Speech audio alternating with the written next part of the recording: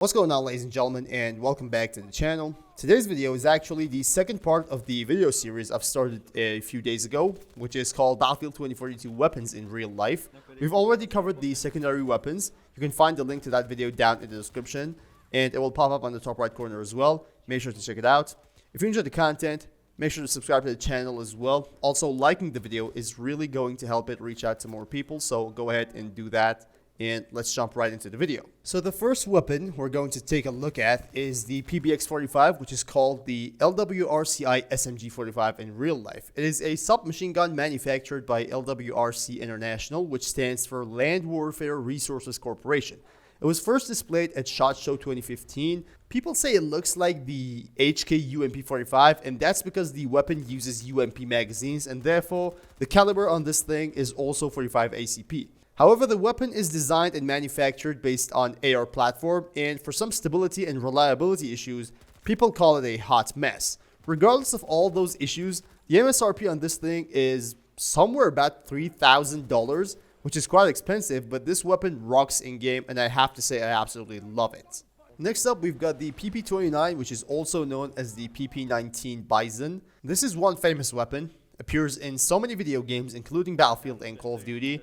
It was developed in 1993 by a Russian company called IRL, which is a part of Kalashnikov company these days. It's chambered for the 9x18mm rounds, and it was developed at the request of the Russian Ministry of Internal Affairs, primarily intended for counter-terrorist and law enforcement units that need fast and accurate firing at close ranges. The helical magazine has a very unique design, can hold 64 rounds, which is quite remarkable for a weapon this compact. The weapon was later replaced in Russia by the PP-19-01 Vitis, which is completely built based off of the Bizon itself because of reliability issues caused by the helical magazine.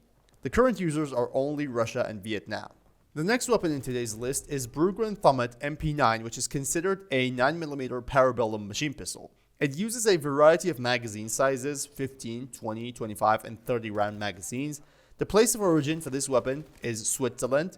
The reason for that is the design of the MP9 was purchased from Steyr in 2001. That weapon was called Steyr TMP. They bought the design and started improving it, and it became the MP9 that we know today.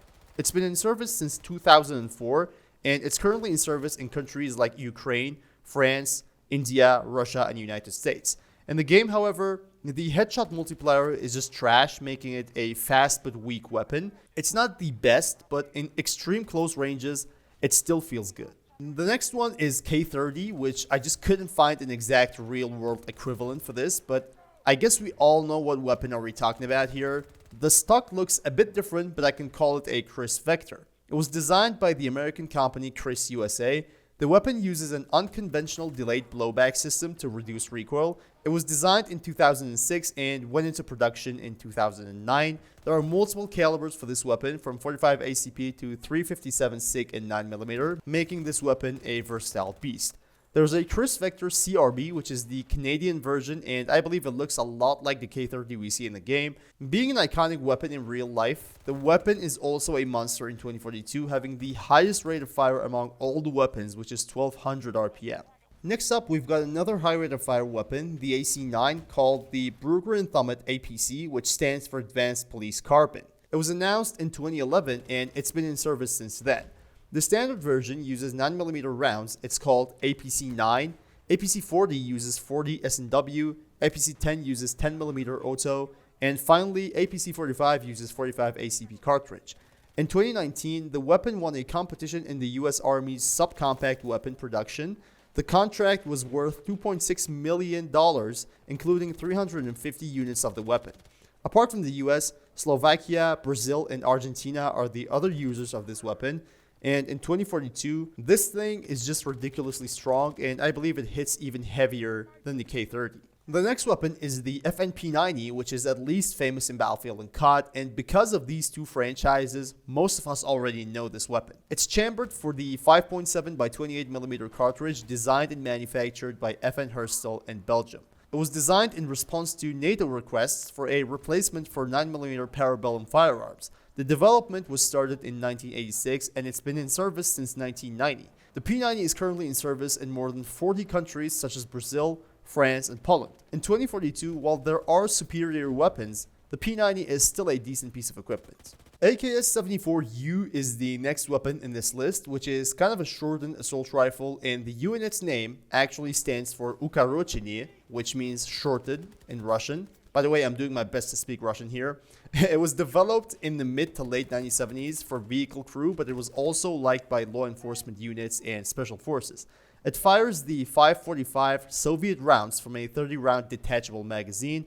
The 44-round magazine of the RPK-74 can also be used on this weapon. Regardless of being a compact weapon compared to similar AK assault rifles, it's known for being less reliable in adverse situations compared to an AK-47 or AK-74 full-size AR. In the US, they also call this weapon Krinkov, and I have no idea why, but it's probably just a nickname and there's nothing more to it. The fire rate is somewhere between 650 to 730 RPM, which is similar to what we see in the game, but in BF 2042, I have to say that I hate this weapon. It took me 3 keyboards and a handful amount of mice to get a T1 mastery for this thing. It's got a ridiculous muzzle velocity, making it difficult to hit targets moving, and all in all, it's just not my favorite. Last but not least, we've got the PP-2000, which is another Russian submachine gun or machine pistol. It's a conventional blowback operated weapon designed for close quarter engagements for riot police and special forces. It's been in service since 2006, and in 2008, it was adopted as one of the standard SMGs of Russian police. It's chambered for 9mm parabellum cartridge and was mainly designed to be able to use armor-piercing ammunition to compete with the FNP90 and HK-MP7 in that regard.